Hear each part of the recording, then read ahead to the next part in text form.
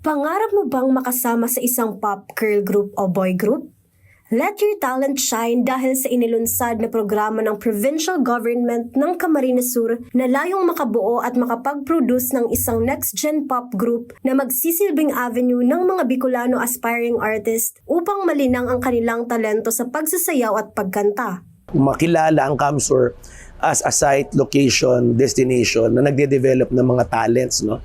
Singing, dancing, na hopefully one day hindi lang tayo magkaroon ng sikat na national pop group, international. Kung ginagawa sa Korea, sa ibang bansa, wala namang masamang managinip, lalong-lalo na alam natin na napakadaming magagaling sa Bicol. Pinaghahandaan na ng pamahalaang panlalawigan ng pagbuo rito kaya't magkakaroon ng audition sa iba't ibang lugar sa Camarines Sur na magsisimula ngayong Marso. Ang talent search na ito ay bukas para sa lahat ng Pilipinong nasa edad 15 to 22 years old. Makakatanggap rin ang mapipiling trainee ng 100,000 pesos at exclusive management contract. Malaki naman ang suporta ng provincial government ng Camarines Sur sa mga magiging produkto ng nasabing programa kung saan sila ang magiging modelo at ehemplo ng talento sa probinsya ng Camarines Sur. Hindi lang naman dapat maging edukado ang ating mga kababayan. Kailangan magkaroon sila ng creative hearts, di ba?